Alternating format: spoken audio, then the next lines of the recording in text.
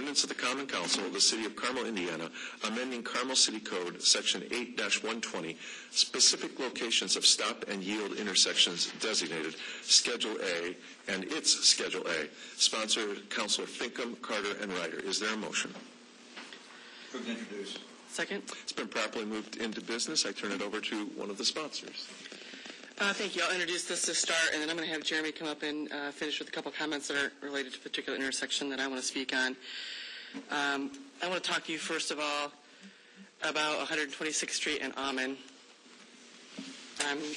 Nancy, I'm not able to advance this, I don't think. Certainly.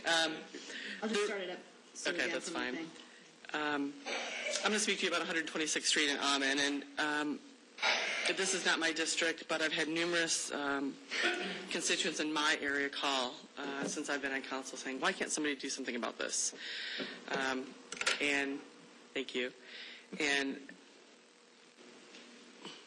I think my responses have been less than adequate to my constituents back, basically saying, well, this was political, this came up before, and I just wasn't ever satisfied with my responses. So when it came to the point saying, why can't somebody do something about this? I'm like, I'm probably that somebody since I represent you. So I had called the engineer's office just asking for data and information about this area to try to better understand what the issues were, what the real numbers were. And I wanted to share some of those with you today.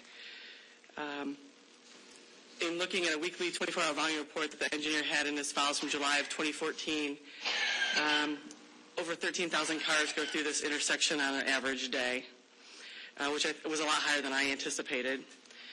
6,500 from one direction, 6,610 from the other. As we've all heard, this intersection is not performing well. Significant backups do occur through 126th Street 3 to 4 hours a day. A couple in the morning, a couple in the afternoon during rush hours. The 126th Rangeline Road intersection is unsafe, and it backs up occasionally into 3rd Avenue Southwest as well on 126th Street. And the level of service, when you look at the traffic report, is fail, or an E, during rush hours. Looking at the Manual for Uniform Traffic Control, which is a delightful read, there's a couple different things in there that talk about when is a stop sign required. And the two things that jump out regarding this intersection is traffic on intersecting roads approximately equal? No, not even close. The other thing I put in here is there should be at least 300 approaches per hour for 8 hours on the major. We've already seen that is true indeed. And there's a combined vehicular, bicycle, pedestrian traffic from the minor approach, average 200 approaches per hour for 8 hours. No. And Councilor Snyder, I will email this to everybody so you don't have to take too many notes on that. The conditions are not adequate for a stoplight either, because when you look at the same manual, the requirements for a stoplight are even higher. So you have to have more traffic coming from the minor road.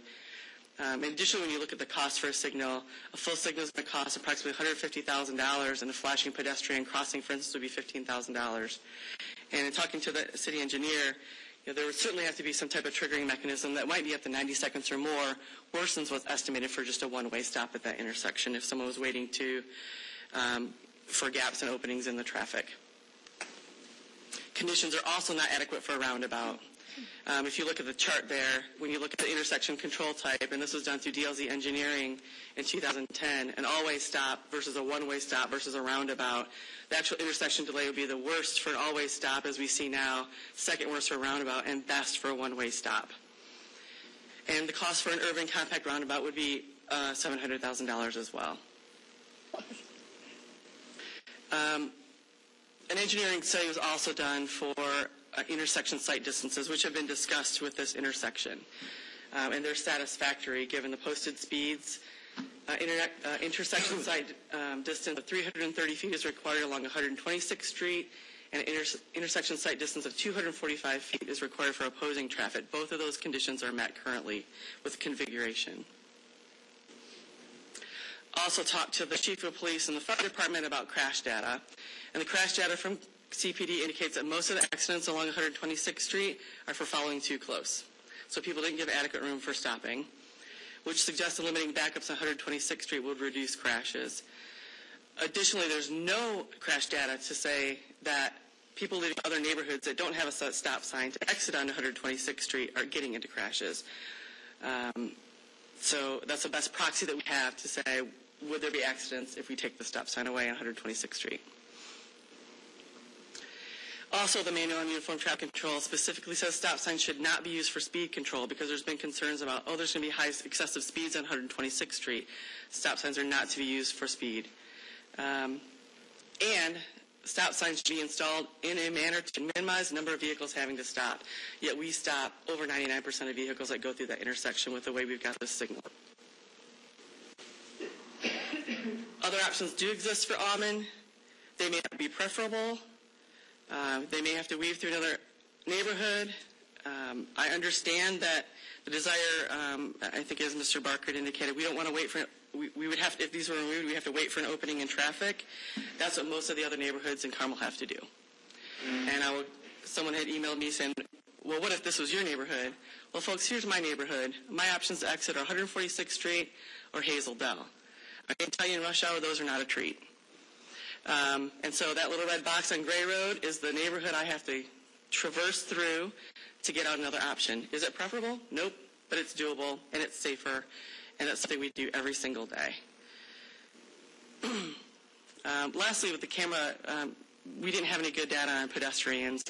We could certainly do a more involved study, but just at least put a camera out on a Tuesday, Wednesday, Saturday, and Sunday to look at what's a pedestrian traffic crossing north to south, so southwest to northwest or southeast to northeast. On Tuesday, 2 crossed for pedestrians. On Wednesday, the highest travel day was 13. 0 traveled the morning rush and 3 during the evening rush of 4 to 6 p.m. Saturday, there was no pedestrian volume, and Sunday, there were 8. The daily north and south bicycle volume was minimal as well. Certainly, there's greater volumes crossing east to west along that stretch, but as far as north to south, it's rarely crossed. And I thought I'd leave you with a couple emails that I've gotten from folks regarding this issue. One is from a resident on Kinzer Drive, which is, for those of you not familiar with the area, is right there along 126th Street. The rush hour backups on 126th Street are unnecessary when one considers the overwhelming number of vehicles approaching the intersection on 126th. An ever-increasing number of drivers are wasting fuel and time as they await their turn at the stop sign. A resident right next to that, an enclave of 126th, wrote, during morning and evening rush hours, it's genuinely challenging for us to exit our subdivision on 126th. However, we are very much in favor of the removal of the stop sign at 126th and Auman Drive. The argument for retaining the stop sign for children's safety is, in my estimation, a non-issue. I've never seen children playing along 126th Street. By the way, I'm a mother, a grandmother, a retired school teacher, so children's safety is a high priority in my book. And lastly, a Carmel resident wrote, if the justification for the Auman stop sign is that a lot of children live in the area, then we better order a lot more signs. There are hundreds of places that stop signs will need to be installed. I guess I'd like to just summarize in, when you look at the data that we have here and just pull the emotion out of it, that it would be frustrating for residents to have to change their patterns and have to weave their way to Napanee, Shoshone to get out, or use the middle lane on Range Line. There is no data at all that suggests leaving these stop signs here is a good idea. I'd also like to invite Jeremy up here to talk about the other issues on this, the other signs on this ordinance, and to address some of the calls that he gets regarding this 126th Street and Auman as well.